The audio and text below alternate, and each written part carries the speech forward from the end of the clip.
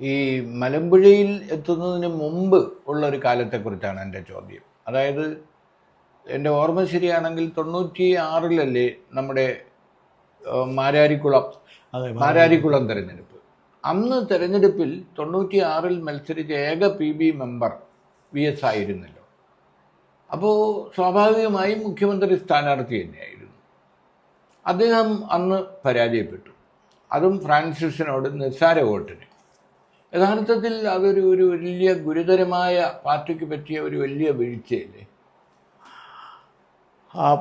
ഈ 91 മുതൽ 96 വരെയുള്ള 5 വർഷക്കാലം വിദ്യാർത്ഥി, യുവജന, തൊഴിലാളി, കർഷക ജനവിഭാഗങ്ങളൊക്കെ വലിയ പ്രക്ഷോഭത്തിലായിരുന്നു കേരളത്തിൽ.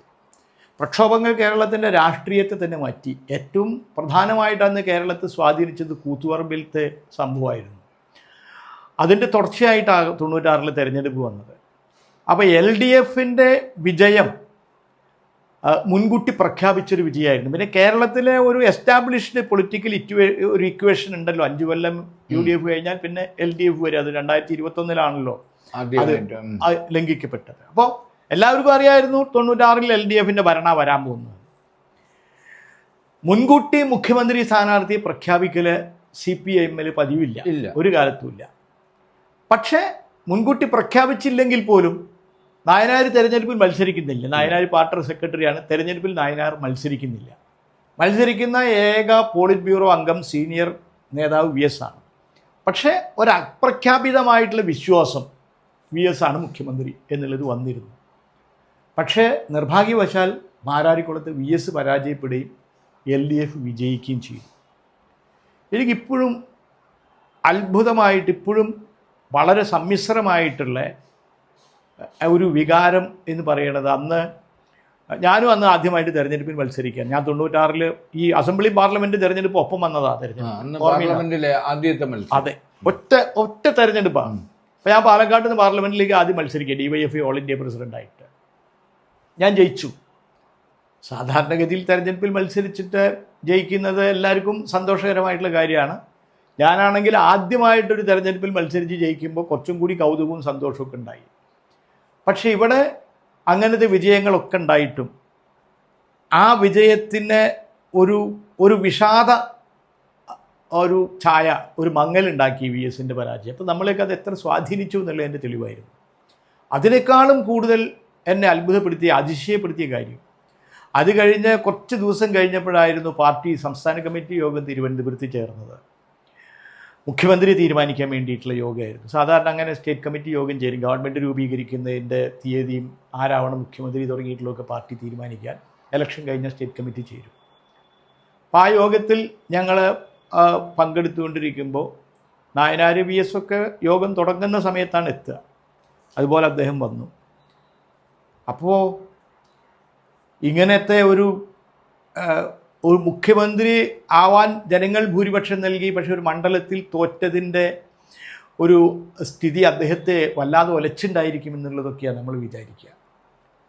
പക്ഷെ ഒന്നും സംഭവിക്കാത്തതുപോലെ അദ്ദേഹം അവിടെ ഒന്നും സംഭവിച്ചിട്ടില്ല എന്നുള്ള പോലെ ഞാൻ അതിശയത്തോടു കൂടി നോക്കിയിരുന്നു. എന്നൊക്കെ നമ്മൾ ആ സ്റ്റേറ്റ് കമ്മിറ്റിയിലെ ഏറ്റവും പ്രായം കുറഞ്ഞ വ്യക്തിയായിരുന്നു അന്ന് ഞാൻ. അപ്പോൾ പിന്നിൽ ഇരിക്കുകയാണ് ഇവരൊക്കെ ഉയർന്ന നേതാക്കന്മാർ. EMS ഉണ്ട്, EMS ഒക്കെയുള്ള സ്റ്റേറ്റ് കമ്മിറ്റിയാണ്. EMS ഇരിക്കുന്നുണ്ട്, നായനാരാണ് സെക്രട്ടറി, VS ഉണ്ട്, ഇവരൊക്കെ ഉണ്ട്. അപ്പോൾ അവർ ഇങ്ങനെ നോക്കിയിരിക്കും. ഞാൻ പൂർണ്ണമായിട്ടും ആ യോഗ അവസാനിക്കുന്നതുവരെ മുഖത്തുനിന്ന് കണ്ണെടുക്കാതെ ഞാൻ VSനെ തന്നെ ശ്രദ്ധിച്ചുകൊണ്ടിരുന്നു. ഒരു ഭാവവ്യത്യാസമില്ല. എങ്ങനെയാണ് ഇങ്ങനെയൊക്കെ ഒന്നും സംഭവിക്കാത്ത പോലെ ഇരിക്കാൻ സാധിക്കുന്നത് എന്ന് അതിശയപ്പെട്ടിട്ടുണ്ട്. അതാണ് ഒരു കമ്മ്യൂണിസ്റ്റ്. അതിശയപ്പെട്ടിട്ടുണ്ട്.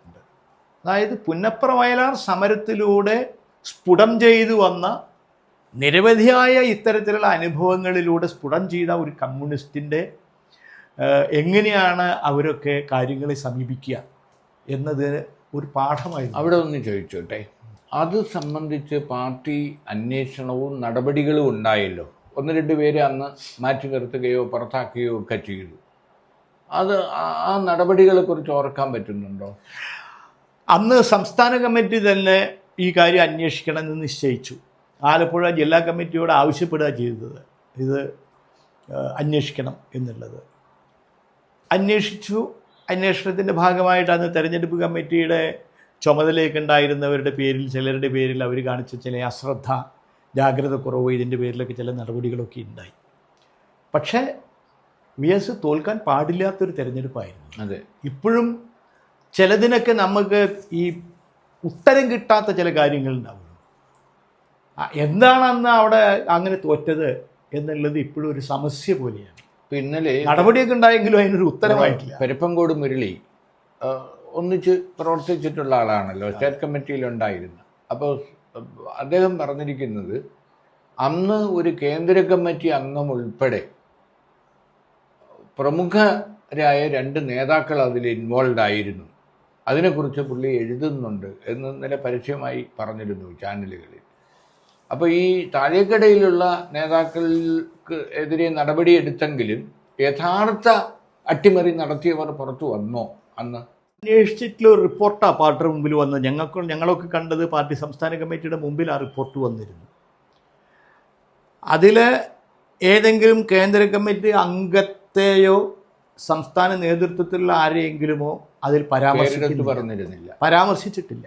ആ റിപ്പോർട്ടിൽ അങ്ങനെ പരാമർശിച്ചിട്ടില്ല. പെരപ്പങ്കോട് മുരളിക്ക് അദ്ദേഹത്തിൻ്റെ എന്തെങ്കിലും കേട്ടുകേൾവിയുടെ അടിസ്ഥാനത്തിലായിരിക്കും അദ്ദേഹം അഭിപ്രായം പറയുന്നത്. ഞാൻ വേറൊരു കാര്യം ചോദിച്ചോട്ടെ. അത് ആലപ്പുഴയിലെ ഇപ്പോൾ അടക്കം ചെയ്ത ഈ വലിയ ചുടുകാട് അടങ്ങുന്ന സ്ഥലം തന്നെ VSന്റെ പേരിലാണ് രജിസ്റ്റർ ചെയ്യപ്പെട്ടത്. സെക്രട്ടറി ആയിരിക്കുന്നു, അന്ന് സെക്രട്ടറി ആയിരുന്നു അവിടുത്തെ. അത് കഴിഞ്ഞ് അവിടെ ജില്ലാ സെക്രട്ടറി ആയി, അത് കഴിഞ്ഞ് സംസ്ഥാന സെക്രട്ടറി ആയി. വയലാർ സമരനായകനാണ്. ആലപ്പുഴ CPMന്റെ ഉരുക്ക് കോട്ടയാണ്. അവിടെ VS തോറ്റ ഒരു വിഷയം ഈ 10-27 കൊല്ലം മുമ്പുണ്ടായി. അത് കഴിഞ്ഞ് നമ്മുടെ 2001 മലമ്പുഴയിൽ മത്സരിക്കാൻ വരുമ്പോൾ അതിൻ്റെ ഉത്തരവാദിത്വം വഹിച്ച ഒരാളെന്നുള്ള നിലയിൽ എത്ര ജാഗ്രതയോടെയാണ് അത് കണ്ടത്? തീർച്ചയായിട്ടും. അതായത് ഈ പറഞ്ഞതുപോലെ ഈ വലിയ ചുടുകാട് ആലപ്പുഴയിൽ നിൽക്കുന്ന സ്ഥലത്ത് അത് പാർട്ടി അങ്ങനത്തെ ഒരു സ്ഥലം പാർട്ടിയുടെ സ്വന്തമാക്കണം എന്ന് നിശ്ചയിക്കാനുണ്ടായ കാരണം അവിടെയായിരുന്നു. പുന്നപ്ര, മേനാശ്ശേരി, മാരാരിക്കുളം, വയലാർ, ഇങ്ങനെ തുടർച്ചയായിട്ടുള്ള വെടിവെപ്പുകളായിരുന്നു പുന്നപ്ര വയലാർ സമരം. അതിലൊക്കെ വെടിയേറ്റ് മരിച്ചവരും വെടികൊണ്ടിട്ട് വീണവരും, ചിലപ്പോൾ അവർക്കൊക്കെ മരണം ഉണ്ടായിട്ടുണ്ടാവോ, ജീവനോട് കൂടി ആയിരുന്നോ എന്നൊന്നും ആർക്കും അറിയില്ല. ആ സമയത്ത് ആ മനുഷ്യരൊന്നും അവിടേക്ക് പ്രവേശിപ്പിച്ചിരുന്നില്ല. പട്ടാളം തന്നെയായിരുന്നു. 600ഓളം സഖാക്കൾ. ഇത് പട്ടാളം ഉണ്ടാക്കിയ കണക്കാണ് സാർ. അതിൽ കൂടുതൽ ഒരു തരത്തിലും നമുക്കതിൻ്റെ കണക്ക്, സ്റ്റാറ്റിസ്റ്റിക്സ് പറ്റില്ല. അന്ന് ഐഡന്റിറ്റി കാർഡില്ല, റേഷൻ കാർഡില്ല. ഈ ക്യാമ്പിൽ ആരൊക്കെ വന്നിരുന്നു, ആരൊക്കെയാണ്, എല്ലാം അൺഐഡന്റിഫൈഡാ. മാത്രമല്ല പട്ടാളം ഇവരെ മുഴുവൻ, മരിച്ചവരെയും ജീവൻ പോയിട്ടില്ലാത്തവരെയൊക്കെ ഒരുപോലെ കൊണ്ടുപോയിട്ട് കടൽ തീരത്ത് ഈ മണല് വാരി കുഴിയാക്കി അതിലേക്ക് കൊണ്ടുവന്ന് ട്രക്കിൽ നിന്ന് തന്നെ തട്ടി ക്രൂഡ് ഓയിൽ ഒഴിച്ച് കത്തിക്കുകയായിരുന്നു. സാധാരണ സിവിലിയൻസിനൊന്നും അവിടെ പ്രവേശനമില്ല, ആരും എണ്ണിയെടുത്തിട്ടൊന്നുമില്ല. എന്നിട്ട് ഈ പട്ടാളം റിപ്പോർട്ട് ചെയ്ത നമ്പറാണ് ഇതൊക്കെ. ആർക്കും അറിയുന്നില്ല അതൊന്നും. പട്ടാളം റിപ്പോർട്ട് ചെയ്തിട്ടുള്ള ഒരു രേഖയുണ്ടെന്ന് മാത്രമേ ഉള്ളൂ. ആരാണ് എണ്ണി തിട്ടപ്പെടുത്തിയിട്ടുള്ളത്? അപ്പോൾ അങ്ങനത്തെ അവരെ രക്തസാക്ഷികളെ അടക്കം ചെയ്ത ഈ സ്ഥലം, അവിടെ ഒരു സ്മാരകം ഉണ്ടാക്കണം എന്ന് ആലപ്പുഴ പാർട്ടി ജില്ലാ കമ്മിറ്റി ആഗ്രഹിച്ചു. അന്ന് VS ആണ് ജില്ലാ സെക്രട്ടറി. VS 57 ഗവൺമെൻറ് വന്നപ്പോൾ ആലപ്പുഴ പാർട്ടി അന്ന് ആവശ്യപ്പെട്ട് ഗവൺമെൻറ് ആ സ്ഥലം 18 സെൻറ്റ് സ്ഥലം ഇതിനു വേണ്ടി, ഈ ആവശ്യത്തിന് വേണ്ടി, അവിടെ രക്തസാക്ഷി സ്മാരകം ഉണ്ടാക്കാൻ വേണ്ടി പാർട്ടിക്ക് അപേക്ഷകൻ ജില്ലാ സെക്രട്ടറിയാണ്. സ്വാഭാവികമായിട്ടും ജില്ലാ സെക്രട്ടറി പേരിലേ ഗവൺമെൻറ്റിന് അനുവദിക്കാൻ പറ്റൂ. അപ്പോൾ CPM എന്ന് പറഞ്ഞിട്ട് അനുവദിക്കാൻ പറ്റില്ല ആ സ്ഥലം. അപ്പോൾ VSന് അതിൻ്റെ പേര് തന്നെ അനുവദിച്ചു.